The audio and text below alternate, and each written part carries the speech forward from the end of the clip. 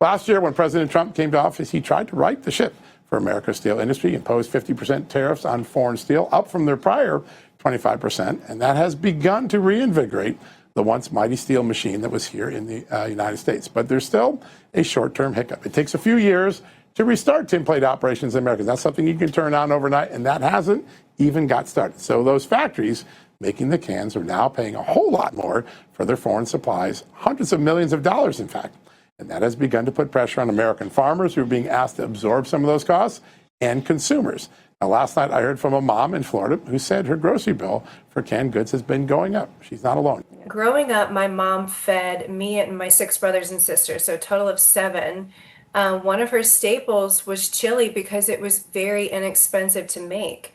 And when I was going to the grocery store over the last couple months, what once was $20 and under pot of American chili is not that anymore. It's more around $30 to $35 to sometimes $40, depending on, when I add the meat, because meat has gone up too. But it seems very silly when we're talking about canned tomatoes and canned beans, things that you don't normally think about, but they've become expensive. That is because there's that 50% tariff on steel, and the key input to making steel food cans is tin plate steel, specialized form of steel. Yep. Only 1% of steel goes into packaging. And because there's not nearly enough made here, can manufacturers like Robert are forced to import that. There's that added cost, and it has to be absorbed elsewhere along the American steel can value chain. Without that steel can, my crops are useless if they have to stay in the field. And that can is the bridge, my farm and the American pantry. And when that bridge becomes too expensive, then farmers lose, American consumers lose, and grocery bills get too high. And it's just as simple as that. And so we look for alternative markets rather than feeding American families. And obviously we want to feed American families first. Unfortunately, the farmer is kind of the end user, and therefore we kind of get stuck with the added cost. And unfortunately, the added cost puts us out of reach for global competition, which we really truly can't be in that situation. We support balanced trade globally. Yeah. And if there is a way to go ahead and thread this needle related to tinplate targeted tariff relief, right, all while being able to invest back into the United States to build that capacity back up.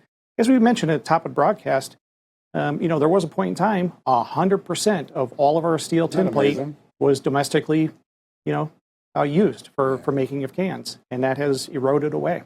Treasury Secretary Besson said last week that he's looking at the possibility of easing maybe some very narrow parts of the steel tariffs, protect the steel industry, but where there's a couple of issues like tinplate, where we don't have any tinplate in the United States, that has to almost all be bought in a boa from a foreign source, that we might give some temporary relief until we get our tinplate manufacturing back here. Do you think that would have some support in Congress until we get that industry up and roaring again? Will certainly have my support. Again, tariffs come with a steep price. Tariffs create scarcity from abundance. Yep. Tariffs raise the price of whatever product they're being applied to. It's not entirely paid by consumers, but it's largely paid by them. And the fact of the matter is, every producer is also a consumer. Every consumer is also a producer. No producer has ever been benefited by scarcer resources. No consumer has ever been benefited by higher prices. That's what tariffs accomplish. We see the 140,000 steel jobs that are protected by tariffs. What we don't see as clearly are the 5 to 6 million American manufacturing jobs that depend upon steel for their products, and everything from cans to cars.